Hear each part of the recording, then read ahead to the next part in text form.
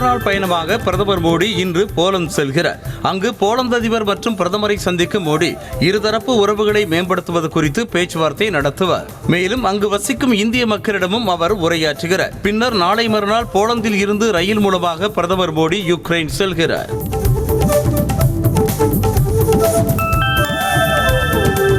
இன்று போலந்து செல்லும் பிரதமர் மோடியை வரவேற்பதற்காக அங்கு வாழும் இந்தியர்கள் உற்சாகத்துடன் தயாராகி வருகின்றனர். கடந்த 45 ஆண்டுகளில் போலந்து செல்லும் முதல் பிரதமர் மோடிதான். அதன்படி இன்று போலந்து செல்லும் பிரதமர் மோடி அங்கு வசிக்கும் இந்திய வம்சாவளியினர் மத்தியில் உரையாற்றுகிறார்.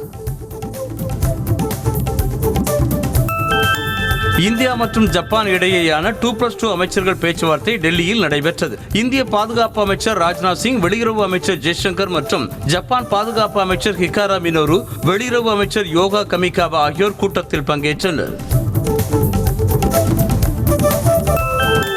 இந்தியா மற்றும் ஜப்பான் இடையிலான இருதரப்பு உறவுகள் அனைத்து துறைகளிலும் வலுப்பெற்றுள்ளதாக மத்திய பாதுகாப்புத்துறை அமைச்சர் ராஜ்நாத் சிங் தெரிவித்தார். 2+2 அமைச்சர்கள் கூட்டத்திற்கு பிறகு பேசிய அவர் 2047ஆம் ஆண்டுக்குள் இந்தியா வளர்ந்த நாடாக மாறும் முயற்சியில் ஜப்பானுடனான கூட்டு முக்கிய பங்கு வகிக்கும் என்றார்.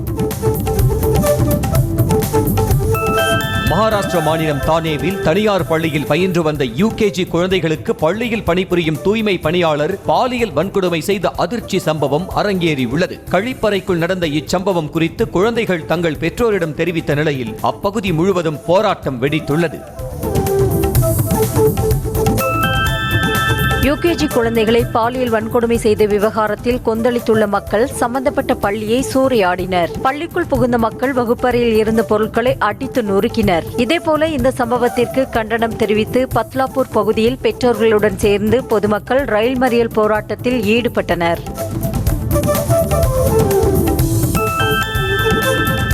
மகாராஷ்டிராவின் தானே மாவட்டத்தில் பள்ளி ஒன்றில் 2 சிறுமிகள் பாலியல் துன்புறுத்தலுக்கு ஆளானதாக கூறப்படுவது பற்றி விசாரிக்க சிறப்பு புலனாய்வு குழுவை மாநில அரசு அமைத்துள்ளது. போலீஸ் ஐஜி ஆர்த்தி சிங் என்பவர் தலைமையில் சிறப்பு புலனாய்வு குழு அமைக்கப்பட்டுள்ளதாகவும் வழக்கை விரைவு நீதிமன்றத்தில் நடத்தவுள்ளதாகவும் துணை முதலமைச்சர் தேவேந்திர பட்னாவிஸ் தெரிவித்துள்ளார்.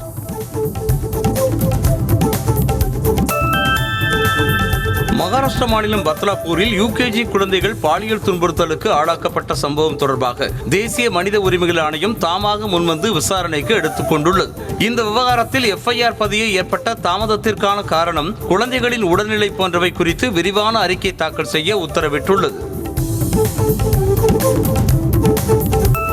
பாலியல் துன்புறுத்தலுக்கு ஆளான யுகேஜி குழந்தைகளுக்கு நீதி கேட்டு பொதுமக்கள் நடத்திய மாபெரும் போராட்டத்தில் பாதிக்கப்பட்ட பத்லாப்பூர் ரயில் நிலையத்தில் மீண்டும் ரயில் சேவை சீரானது. குழந்தைகளை பாலியல் ரீதியாக துன்புறுத்திய கொடூரனை தூக்கிலிட வலியுறுத்தி 10 மணி நேரத்திற்கு மேலாக ரயில் நிலையத்தில் மக்கள் போராட்டம் நடத்தினர்.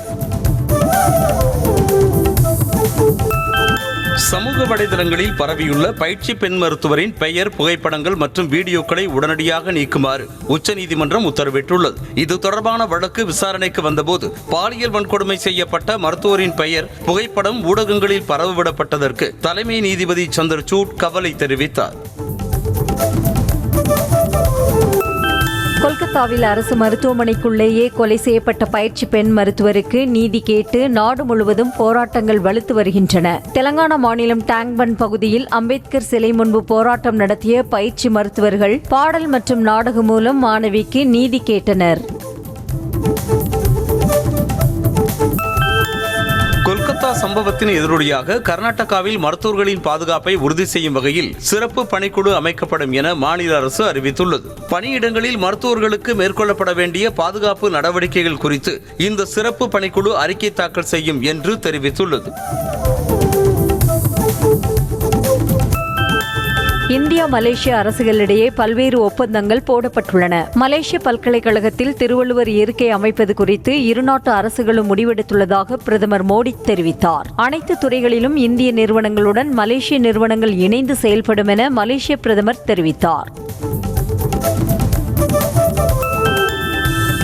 சட்டமன்ற தேர்தல் அறிவிக்கப்பட்டுள்ள ஜம்மு காஷ்மீருக்கு மக்களவை எதிர்க்கட்சித் தலைவர் ராகுல் காந்தி இன்று பயணம் மேற்கொள்கிறார். தொகுதி பங்கீடு குறித்து கூட்டணி கட்சி தலைவர்களோடு இன்று மற்றும் நாளை அவர் ஆலோசனை நடத்துகிறார்.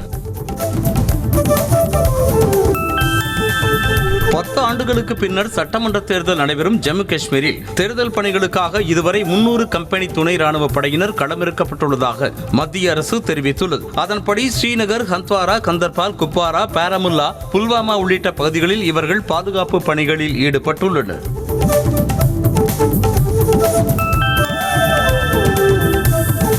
இந்தியாவில் குரங்கம்மை பாதிப்பு எதுவும் இல்லை என மத்திய சுகாதாரத்துறை அமைச்சகம் சார்பில் தகவல் வெளியாக இருக்கிறது. மேலும் குரங்கம்மை பாதிப்புகள் தொடர்பான அறிகுறிகள் தென்பட்டால் உடனே மருத்துவமனைக்கு சென்று உரிய சிகிச்சை மேற்கொள்ள மத்திய சுகாதாரத்துறை அமைச்சகம் அறிவுறுத்தியுள்ளது. உலக நாடுகளை அச்சுறுத்தி வரும் குரங்கம்மை நோய்க்கு தடுப்பூசி உருவாக்கும் பணியில் ஈடுபட்டுள்ளதாக சீரம் இன்ஸ்டிடியூட் நிறுவனம் அறிவித்துள்ளது. இதுகுறித்து பேசிய அதன் தலைமை நிர்வாக அதிகாரி ஆதர் பூனாவாலா, நாட்டு மக்களின் உடல் நலனை பாதுகாக்கும் வகையில் தடுப்பூசியை உருவாக்கி வருவதாக கூறினார்.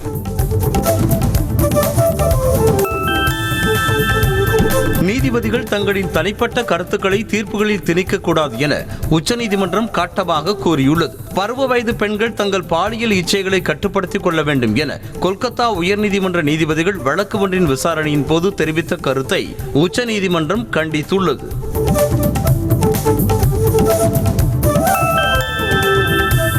இன்று சென்னையில் தொடங்கும் முதலீட்டு மாநாட்டில் 68,700 கோடி ரூபாய் மதிப்புடைய திட்டத்தை முதலமைச்சர் தொடங்கி வைக்க உள்ளதாக அமைச்சர் TRB ராஜா தெரிவித்திருக்கிறார். சென்னை ராஜா அண்ணாமலைபுரத்தில் செய்தியாளர்களை சந்தித்த அவர், முதலீட்டு மாநாட்டின் மூலம் 1 லட்சத்திற்கும் மேற்பட்டோருக்கு வேலை வாய்ப்புகள் உருவாகும் என்றார்.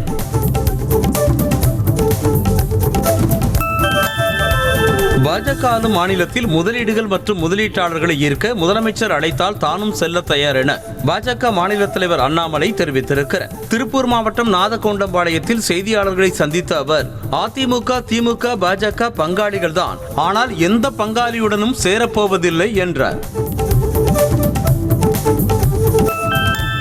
கள்ளர் சீரமைப்பு பள்ளிகளை முடக்க முயற்சிப்பதாக கூறி திமுக அரசை கண்டித்து அதிமுக சார்பில் மதுரையில் வரும் 24ஆம் தேதி உண்ணாவிரத போராட்டம் நடைபெறும் என எடப்பாடி பழனிசாமி அறிவித்துள்ளார். கள்ளர் சீரமைப்பு பள்ளிகளை பள்ளி கல்வித்துறையோடு இணைக்கும் முயற்சியை கைவிட வலியுறுத்தி மதுரை, திண்டுக்கல், தேனி ஆகிய வருவாய் மாவட்டங்கள் சார்பில் உண்ணாவிரத போராட்டம் நடைபெறவுள்ளது.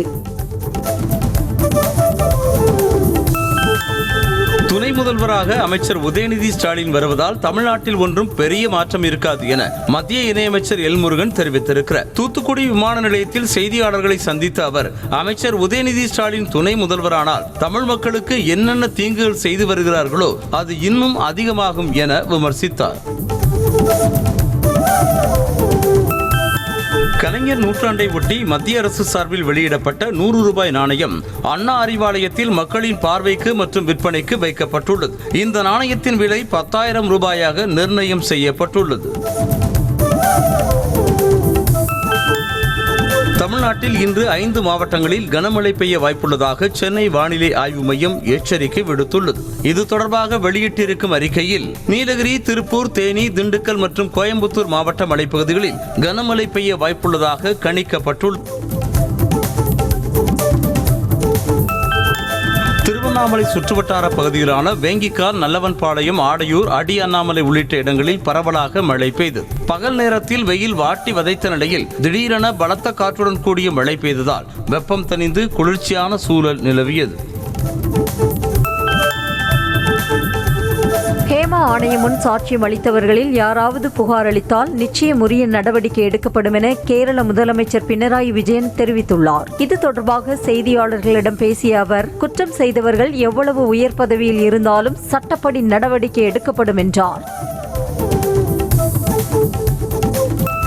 கேரளாவில் இந்த ஆண்டு ஓணம் வார கொண்டாட்டம் ரத்து செய்யப்படுவதாக அறிவிக்கப்பட்டுள்ளது. வயநாடு பேரழிவால் ஓணம் வாரம் கொண்டாட்டத்தை மாநில அரசு ரத்து செய்திருக்கிறது. இந்த சமயத்தில் வயநாடு மக்களுக்கு உறுதுணையாக இருப்போம் என அம்மாநில முதலமைச்சர் பினராயி விஜயன் தெரிவித்திருக்கிறார். நடப்பு ஆண்டுக்கான சிறந்த வங்கியாளராக ரிசர்வ் வங்கி கவர்னர் சக்தி காந்ததாஸ் அங்கீகரிக்கப்பட்டுள்ளார். சென்ட்ரல் பேங்கர் ஆஃப் ரிப்போர்ட் கார்டில் இவருக்கு A+ கிரேட் கொடுக்கப்பட்டுள்ளது. ஏற்கனவே கடந்த ஆண்டும் இந்த விருதுக்கு சக்தி காந்ததாஸ் அங்கீகரிக்கப்பட்டது குறிப்பிடத்தக்கது.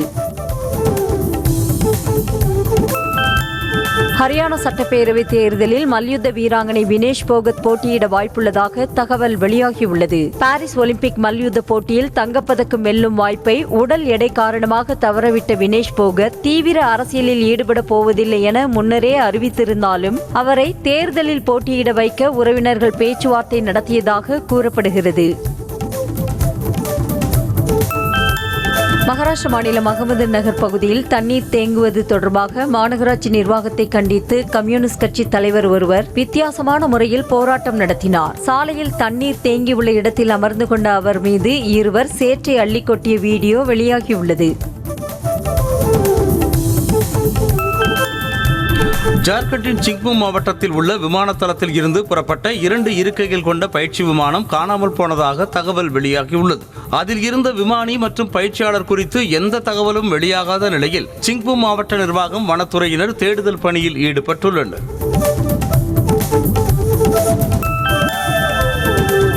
மகாராஷ்டிர மாநிலம் தானே மாவட்டத்தில் குடும்ப பிரச்சனை காரணமாக தனது SUV காரை கொண்டு மற்றொரு கார் மீது வேண்டுமென்றே ஆக்ரோஷமாக மோதிய பரபரப்பு காட்சிகள் வெளியாகியுள்ளன. குடும்ப பிரச்சனை காரணமாக மனைவி மற்றும் குழந்தையை பெண் வீட்டார் அழைத்து செல்ல முற்பட்டதால் ஆத்திரமடைந்த கணவர் இந்த செயலில் ஈடுபட்டதாக கூறப்படுகிறது. ஓலா ஷோரூம் வெளியே வாடிக்கையாளர் ஒருவர் தனது ஓலா எலக்ட்ரிக் ஸ்கூட்டருக்கு இறுதி ஊர்வலம் நடத்திய வீடியோ வெளியாகி பேசுபொருளாகியுள்ளது. ஸ்கூட்டரில் அடிக்கடி பிரச்சனைகள் ஏற்பட்டதாகவும் இதுகுறித்து தெரிவித்தும் ஓலா தரப்பில் இருந்து முறையான சேவை கிடைக்கவில்லை என அவர் புகார் தெரிவித்தார். தெலங்கானா மாநிலம் ஹைதராபாத்தில் இஸ்லாமிய பெண்களைப் போல புர்கா அணிந்து கொண்டு இருசக்கர வாகனத்தில் சாகசத்தில் ஈடுபட்ட 10 பேரை போலீசார் கைது செய்தனர். மேலும் அவர்களின் இருசக்கர வாகனங்களையும் பறிமுதல் செய்த ஹைதராபாத் போலீசார் இதுபோன்ற சாகசங்களில் ஈடுபடுபவர்கள் மீது கடும் நடவடிக்கை எடுக்கப்படும் என எச்சரித்துள்ளனர். கிருஷ்ணகிரி மாவட்டத்தில் தனியார் பள்ளியில் மாணவிகளுக்கு பாலியல் தொந்தரவு அளித்ததாக எழுந்த புகாரை தொடர்ந்து தனியார் பள்ளி இயக்குநரகம் மாவட்ட கல்வி அலுவலர்களுக்கு கடிதம் அனுப்பியுள்ளது. NSS, NCC, scout and guide மற்றும் JRC போன்ற அமைப்புகளின் முகாம்களை நடத்த மாணவர்களின் பெற்றோர் மற்றும் மாவட்ட கல்வி அலுவலரின் அனுமதியும் பெற வேண்டும், இல்லை என்றால் கடும் நடவடிக்கை எடுக்கப்படும் என எச்சரித்துள்ளது.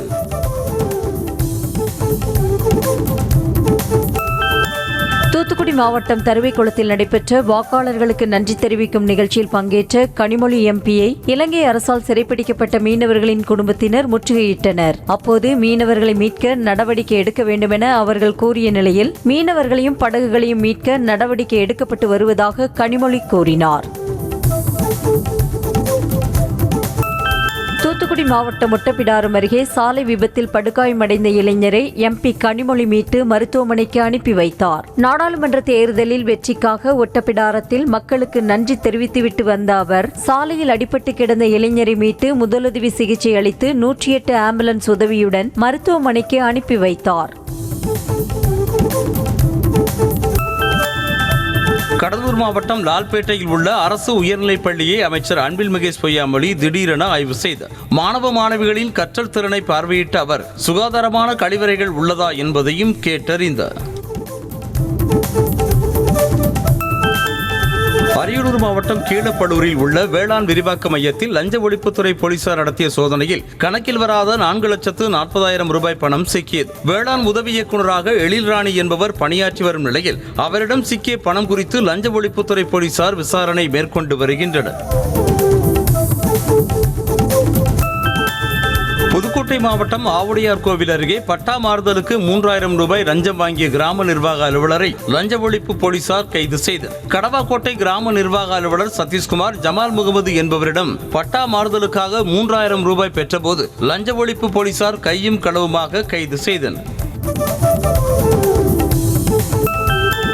சென்னை ஆவடியை அடுத்த திருமுல்லைவாயல் பகுதியில் இடப்பிரச்சினை தொடர்பாக போராட்டம் நடத்த முயன்ற நரிக்குறவர்களை போலீசார் வலுக்கட்டாயமாக கைது செய்து பேருந்தில் ஏற்றிய போது அவர்கள் மீது தாக்குதல் நடத்திய சம்பவம் தொடர்பான வீடியோ வெளியாக இருக்கிறது. மேலும் தாக்குதல் நடத்திய காவலர்கள் மீது நடவடிக்கை எடுக்க வேண்டும் என கோரிக்கை எழுந்துள்ளது.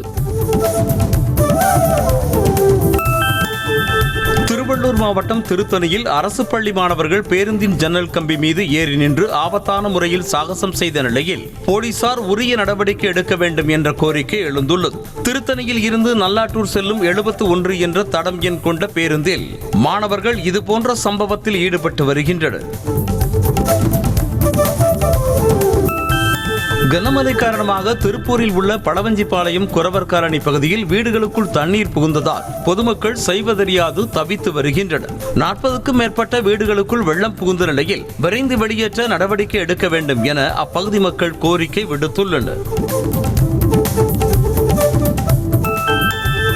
கோவை மாவட்டம் பொள்ளாச்சி அருகே உள்ள கவி அருவியில் திடீர் வெள்ளப்பெருக்கு காரணமாக சுற்றுலா பயணிகள் குளிக்க தடை விதிக்கப்பட்டுள்ளது. மேற்கு தொடர்ச்சி மலை பகுதிகளில் பெய்து வரும் தொடர் மழை காரணமாக கவி அருவியில் கடும் வெள்ளப்பெருக்கு ஏற்பட்டிருப்பதால் சுற்றுலா பயணிகளின் பாதுகாப்பை கருத்தில் கொண்டு உள்ளே செல்ல வனத்துறையினர் தடை விதித்துள்ளனர்.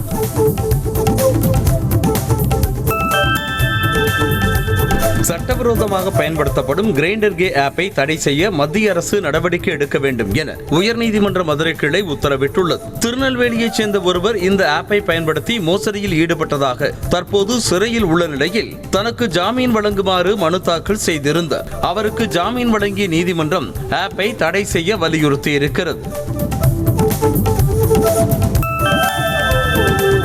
சென்னை பூந்தமல்லியை அடுத்த நசரேத்பேட்டையில் மெட்ரோ ரயில் கட்டுமான பணியின் போது கிரேன் கம்பி அறுந்து விழுந்ததில் வடமாநில இளைஞர் பரிதாபமாக உயிரிழந்தார். தேவேந்திர சிங் என்ற வடமாநில இளைஞர் உரிய பாதுகாப்பு உபகரணங்கள் இல்லாமல் பணியில் ஈடுபட்டிருந்த போது கிரேன் கம்பி அறுந்து விழுந்த விபத்தில் பரிதாபமாக உயிரிழந்தார்.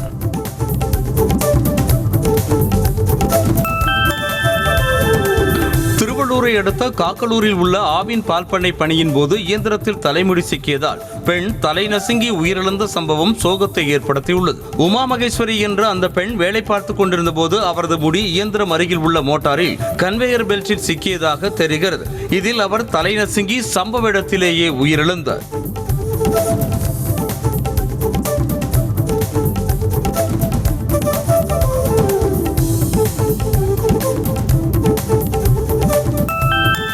ஆதரவற்ற பெண் குழந்தைகளுக்கான தமிழ்நாடு அரசின் திட்டத்தை உயர்நீதிமன்ற மதுரை கிளை பாராட்டியுள்ளது. சிவகங்கையைச் சேர்ந்த ஒருவர் தாக்கல் செய்த ஆட்கொணர்வு மனு மீதான விசாரணைக்கு ஆஜரான சிறுமி தன்னை யாரும் கடத்தவில்லை, பெற்றோர்களால் தனது உயிருக்கு அச்சுறுத்தல் இருப்பதாக தெரிவித்தார். சிறுமிக்கு உரிய பாதுகாப்பு அளிக்குமாறு நீதிபதிகள் உத்தரவிட்டதோடு அரசின் பாலர் இல்லம் திட்டத்தினையும் வெகுவாக பாராட்டினர். தொழிலாளர்களை சட்டவிரோதமாக பணிநீக்கம் செய்ததாக எழுந்த புகாரில் பெரியார் பல்கலைக்கழக துணைவேந்தர் உள்ளிட்டவர்கள் மீது குற்றவியல் வழக்கு தொடர அரசு வெளியிட்ட அரசாணை சம்பந்தப்பட்டவர்களிடம் வழங்கப்பட்டது. இன்னும் ஓரிரு நாட்களில் துணைவேந்தர் ஜெகநாதன், முன்னாள் பதிவாளர் பாலகுருநாதன் உள்ளிட்டவர்கள் மீது குற்றவியல் வழக்கு தொடர தொழிலாளர் நலத்துறை அதிகாரிகள் முடிவு செய்திருப்பதாகவும் கூறப்படுகிறது. கன்னியாகுமரி மாவட்டம் தக்கலை சார்பதிவாளர் அலுவலக ஆவண அறையில் மர நாய்கள் புகுந்ததால் ஊழியர்கள் அதிர்ச்சி அடைந்தனர். இதுகுறித்து தகவல் அறிந்து வந்த தீயணைப்பு வீரர்கள் வலைகளை கொண்டு மர நாய்களை சுமார் 2 மணி நேரம் போராடி பிடித்து சென்றனர். திருநெல்வேலி மாவட்டம் உதயத்தூர் கிராமத்தில் கல்குவாரி அமைப்பதற்கான மக்கள் கருத்து கேட்பு கூட்டம் ராதாபுரத்தில் நடைபெற்ற போது ஆதரவாளர்கள் மற்றும் எதிர்ப்பாளர்களுக்கு இடையே கடும் வாக்குவாதம் ஏற்பட்டது. ஒவ்வொருவரும் தங்களது கருத்துக்களை கூறிய போது இரு தரப்பினரிடையே வாக்குவாதம் ஏற்பட்ட நிலையில் காவல்துறையினர் அவர்களை சமாதானம் செய்தனர். திருநெல்வேலியில் நிலத்தகராறில் வழக்கறிஞர் வெட்டி படுகொலை செய்யப்பட்டது தொடர்பாக போலீசார் இருவரை பிடித்து விசாரணை நடத்தி வருகின்றனர். புளியங்குளத்தைச் சேர்ந்த வழக்கறிஞர் சரவணராஜ் பாளையங்கோட்டை சாலையில் சக வழக்கறிஞரோடு நின்று பேசிக் கொண்டிருந்த போது அங்கு வந்த ஒரு கும்பல் சரவணராஜை அரிவாளால் வெட்டியது. இதனால் மருத்துவமனையில் சேர்க்கப்பட்ட அவர் சிகிச்சை பலனளிக்காமல் உயிரிழந்தார்.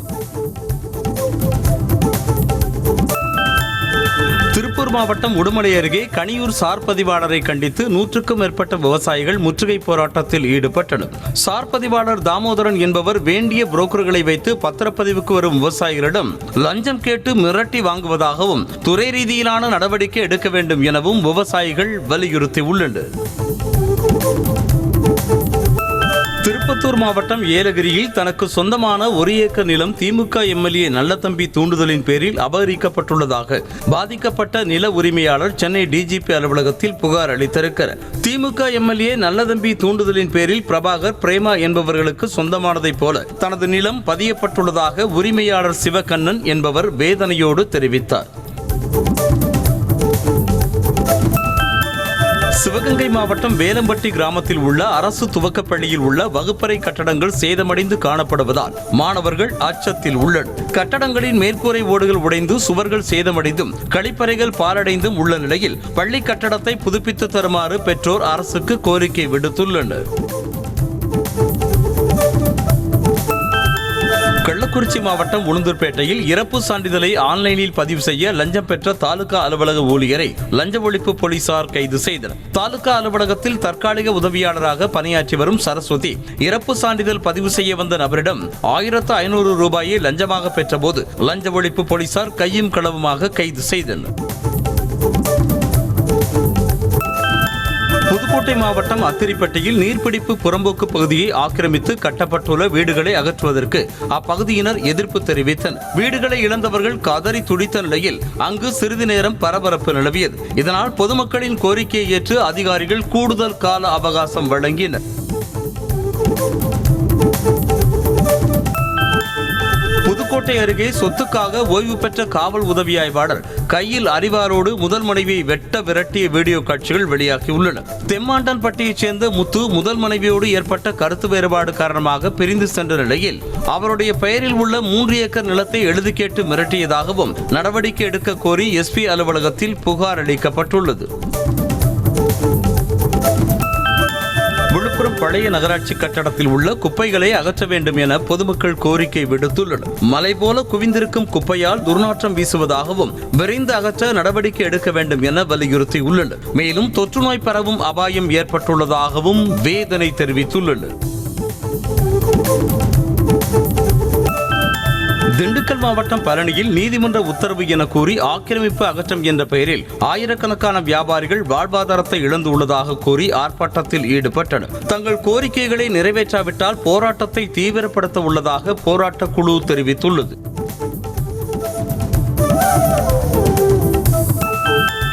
திண்டுக்கல் மாவட்டம் சின்னாலப்பட்டியில் தனியார் கல்லூரி பேருந்து ஓட்டுநருக்கு வலிப்பு ஏற்பட்டதால் பேருந்து வீட்டு சுவரின் மீது மோதி விபத்துக்குள்ளானது. தனியார் பொறியியல் கல்லூரியைச் சேர்ந்த பேருந்து மாணவர்களோடு சின்னாலப்பட்டி அருகே சென்று கொண்டிருந்தது. அப்போது ஓட்டுநர் கணேசனுக்கு திடீரென வலிப்பு ஏற்பட்டதால் தாறுமாறாக ஓடிய பேருந்து வீடு ஒன்றின் காம்பவுண்ட் சுவரில் மோதி நின்றது.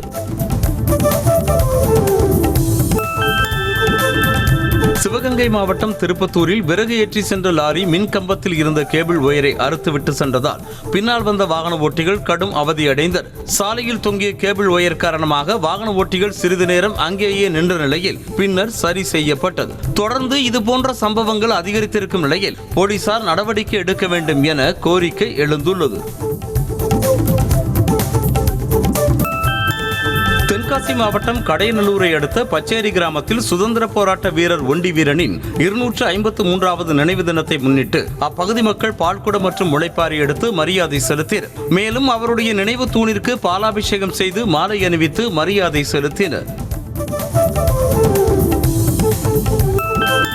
தருமபுரி மாவட்டம் கொம்மநாயக்கனஹள்ளி பகுதியில் பிறந்து 1 மணி நேரமே ஆன பச்சிளம் பெண் குழந்தையை பாலத்திற்கு அடியில் வீசி சென்ற சம்பவம் பெரும் அதிர்ச்சியை ஏற்படுத்தியுள்ளது. தகவலின் பேரில் அங்கு சென்ற போலீசார் குழந்தையை மீட்டு பாலக்கோடு அரசு மருத்துவமனையில் சேர்த்த நிலையில் பின்னர் வந்த ஆட்சியர் சாந்தி குழந்தைக்கு உரிய சிகிச்சை அளிக்க மருத்துவர்களுக்கு அறிவுறுத்தினர்.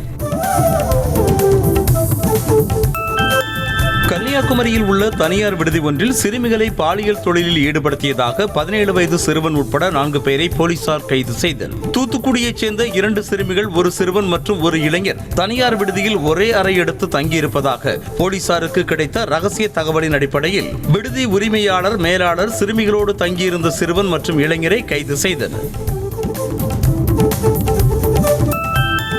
திருவள்ளூர் மாவட்டம் கும்மிடிப்பூண்டி அருகே பள்ளி மாணவியை காதலிக்க வற்புறுத்தியதாக இளைஞரை போலீசார் போக்சோ சட்டத்தின் கீழ் கைது செய்து புழல் சிறையில் அடைத்தனர். ரெட்டம்பேடு பகுதியைச் சேர்ந்த நாகராஜ் என்ற இளைஞர் அதே பகுதியைச் சேர்ந்த பள்ளி மாணவியை காதலிக்க வற்புறுத்தி வந்த நிலையில் பெற்றோர் அளித்த புகாரில் கைது செய்யப்பட்டிருக்கிறார்.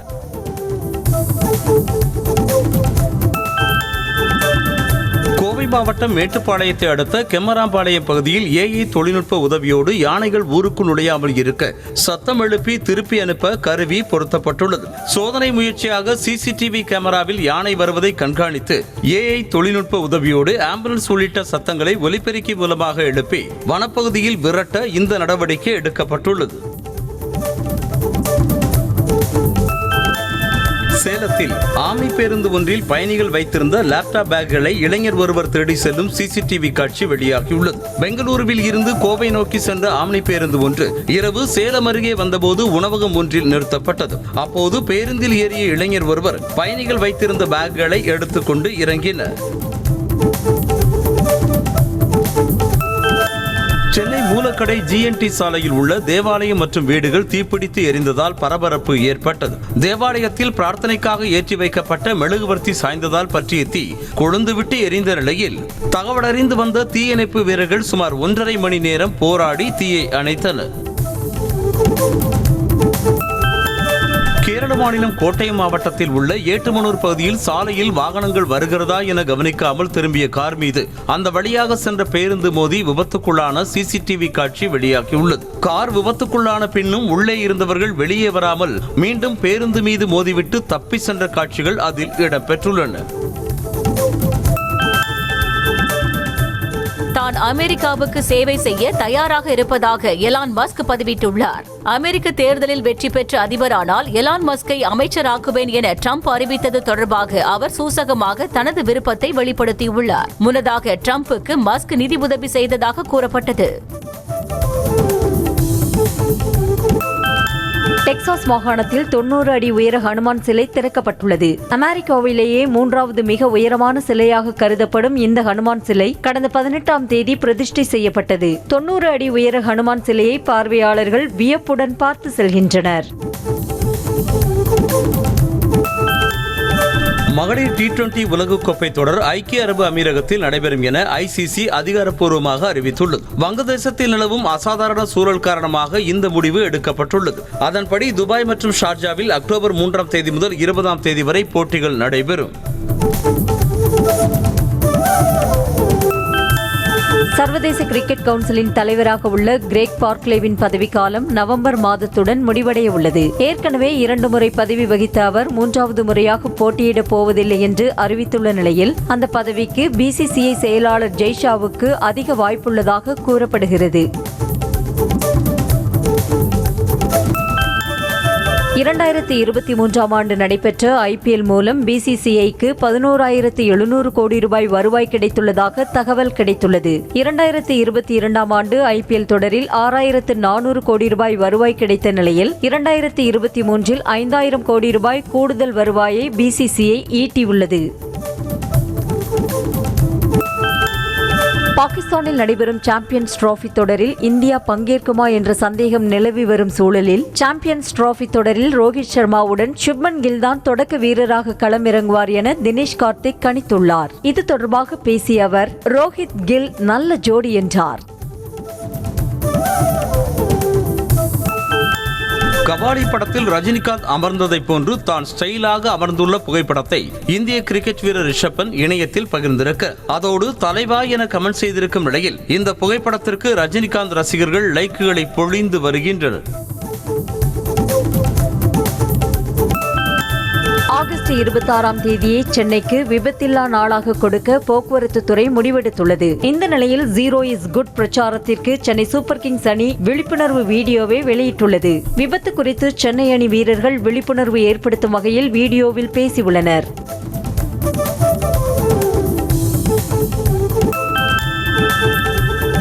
முன்னாள் மல்யுத்த வீராங்கனை வினேஷ் போகத்தை தான் எப்போதும் போராளியாகவே பார்த்திருப்பதாக ஒலிம்பிக்கில் 2 வெண்கலப் பதக்கங்களை வென்ற மனு பாக்கர் கூறியிருக்கிறார். சென்னையில் அவருக்கு நடைபெற்ற பாராட்டு விழாவில் பங்கேற்று பேசிய அவர், எல்லா சிரமங்களையும் சமாளிக்க கூடியவர் வினேஷ் போகத் என்றார்.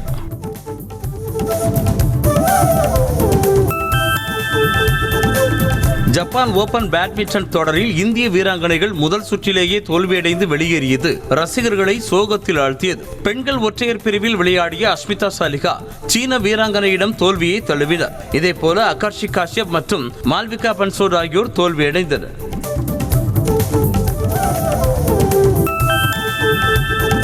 வெற்றிமாறன் இயக்கத்தில் சூர்யா நடிப்பில் உருவாக உள்ள வாடிவாசல் படத்தில் எந்த பிரச்சனையும் இல்லை என்று படத்தின் தயாரிப்பாளர் தானு தெரிவித்திருக்கிறார். மேலும் கடந்த மாதம் வாடிவாசல் படம் குறித்து வெற்றிமாறன் மற்றும் சூர்யாவிடம் பேசியதாகவும் லண்டனில் படப்பிடிப்பு நடத்த திட்டமிட்டிருப்பதாகவும் கூறினார்.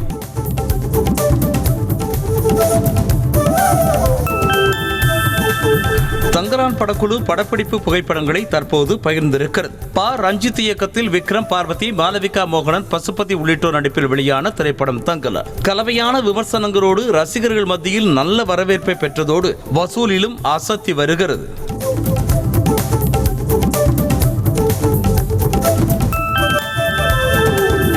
துல்கர் சல்மான் நடிப்பில் உருவாகியிருக்கும் லக்கி பாஸ்கர் திரைப்படம் அக்டோபர் 31ஆம் தேதி வெளியாகும் என படக்குழு புதிய போஸ்டர் ஒன்றை வெளியிட்டு அறிவித்துள்ளது. செப்டம்பர் 27ஆம் தேதி வெளியாகும் என அறிவிக்கப்பட்டிருந்த நிலையில் மாற்றம் செய்யப்பட்டுள்ளது. சிவகார்த்திகேயன் நடிப்பில் உருவாகியிருக்கும் அமரன் திரைப்படமும் அக்டோபர் 31ஆம் தேதி வெளியாக உள்ளது குறிப்பிடத்தக்கது.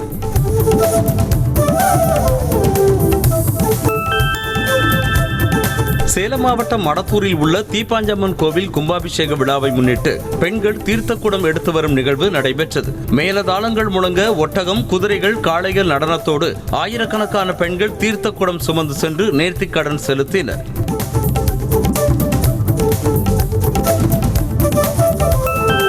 தஞ்சாவூர் மாவட்டம் வடக்கு மாங்குடியில் உள்ள பள்ளிவாசல் தர்காவில் ஹத்தம் ஹந்தூரி சந்தனக்கூடு ஊர்வலம் நடைபெற்றது. இதனால் பள்ளிவாசல் வண்ண விளக்குகளால் அலங்கரிக்கப்பட்டிருந்த நிலையில் ஏராளமான இஸ்லாமியர்கள் கலந்து கொண்டு சிறப்பு தொழுகையில் ஈடுபட்டனர். டாடா நிறுவனம் வருகிற நவம்பர் மாதத்திலிருந்து ஐபோன் உற்பத்தியை தொடங்க உள்ளதாக தகவல் வெளியாகியுள்ளது. டாடா எலக்ட்ரானிக்ஸ் நிறுவனம் ஆப்பிளுடன் இணைந்து தமிழ்நாட்டில் ஐபோன் தயாரிக்க முடிவு செய்துள்ள நிலையில் உற்பத்தி பணிகளை தொடங்குவதற்கான ஆயத்த பணிகள் தீவிரமாக நடைபெற்று வருவதாக கூறப்படுகிறது.